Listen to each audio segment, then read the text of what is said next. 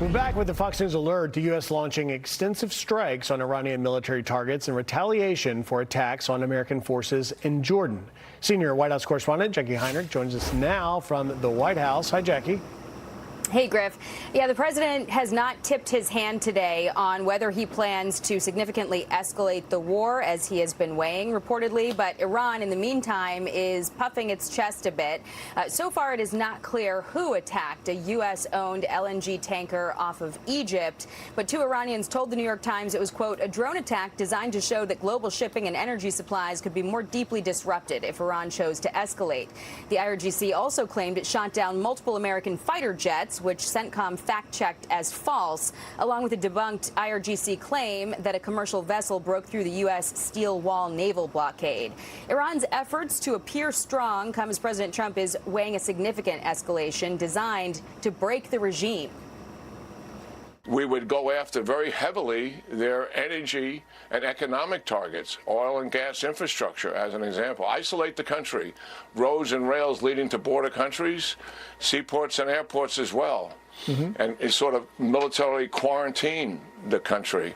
Can't get into all the details here, but it would be so comprehensive that it would likely put the regime on a path to its eventual collapse. The Wall Street Journal reports the so-called go big approach offered by the CENTCOM commander, Admiral Brad Cooper, would reduce the need for the U.S. to use defensive munitions because Iran would have less capability to attack. This after critics warned the U.S. might need to worry about those stockpiles. Analysts are also pushing President Trump to take swift action against China's reported plans to arm Iran with 400 rocket launchers by arming Taiwan. If the United States is going to be restrained by not delivering these weapons, we would expect the Chinese obviously not to be helping the country that we are in a war with right now, which is Iran. This would be a major escalation on the part of the Chinese to get engaged in this. So far, the official message from the White House is that China better not get involved in this. China's foreign ministry has denied the plans. Griff. Jackie Heinrich, live for us from the North Lawn. Jackie, thank you. A lot of questions, like, is the next big airstrike in Iran headed underground? As Jackie mentioned, the Wall Street Journal is reporting CENTCOM Commander Admiral Brad Cooper has prepared a mission lasting 10 to 14 days of intensive airstrikes designed to cripple Iran's missile capability that could include a target President Trump is watching. That is Pickaxe Mountain, the fortified site buried hundreds of feet under solid granite. But would a massive aerial mission take it out? Our most powerful bunker busters, the GBU-57s, have limits. Here's how they work. Bunker busters are designed to punch through the earth in thick reinforced concrete before they detonate. That delayed explosion allows them to destroy buried military assets that conventional bombs can't reach. You see it there, going under and detonating. But we have no playbook for knowing if it will eliminate such a deep target. So would a bombardment of airstrikes be able to take out centrifuges buried in Pickaxe Mountain? Joining us now, former U.S. Special Envoy for Ukraine and retired Lieutenant General Keith Kellogg joins us. General, thank you for joining us. And I want to talk about the larger Go Big plan. But first, is it your sense that Pickaxe Mountain could certainly be included in this target list? And really, could we actually hit it just by bombing it, or would we have to have special forces? Hey, Griff, it's good to be with you. Thanks for having me. Look, I would not bet against the U.S. military. And if Iran is betting against the U.S. military and the resolve of President Trump, they've got it all wrong. Now, I'll be very honest with you. You know, when you look at through history, the use of pure air power alone doesn't get you to the conclusion you want to get to.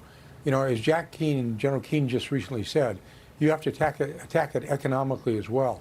So, I mean, hitting Pickaxe Mountain is one thing, but getting them to basically stop fighting is a different thing. You know, they look at negotiations as a way to keep delaying. And we're trying to get it to a conclusion. They don't think like that. We have to understand that. So I think you need to combine the political with the military as well to get to an end state. Pickaxe Mountain is one component of that, and I think we have the capability, I believe we do, to get to it, whatever it is, we have to get to. So I think we need to be talking about a longer campaign, and I think as long as the president goes to the American people and he says, look, this is what it takes, and this is not for this generation, but for future generations, for our kids and our grandkids. I think Americans will say, okay, I kind of got this. But that's going to be important that he does that as well. Bring the Americans along with you. They'll understand the dangers of the future of Iran having or potentially having a nuclear weapon, which is totally destabilizing, not to this generation, but to generations that follow. And you're very right, General Kellogg. I wouldn't bet against the U.S. military either accomplishing their goals, and this administration has performed flawlessly when we look at things all the way going back to Operation Midnight Hammer or what happened in Venezuela. Let me ask you this, though, because you mentioned General Keane in his comments. Very interesting, because he talked about also the need to broaden this plan to strike things like energy infrastructure, hit them economically, and he talked about it being a comprehensive approach. How comprehensive, in your opinion, does this need to be? Well, you know, Griff, when former military or military people talk comprehensive, they mean the full range of activities, just not military. You combine the military, you combine the economic, and you combine that with the diplomatic.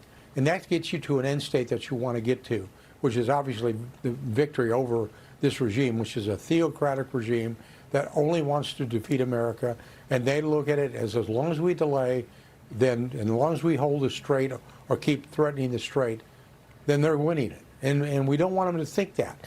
And you let a bad team hang around for a long time, you're going to get into trouble. It's sort of like using a football analogy. If you let an inferior team hang around to the fourth quarter, they will come up with a way or just a bad break of the game to put you in a bad situation. And we shouldn't let these guys hang around. The president has it right, and our military has it right. But combine that with your economic and your diplomatic and your military, you're going to get to a good solution. And you talked about not betting against the military. I would never bet against President Trump either. All right. Retired General Keith Kellogg, thank you very much for your insight, sir. Good to see you. Thanks, Griff. Be sure to like and subscribe for all the Fox News latest on YouTube and catch full shows streaming now on Fox One.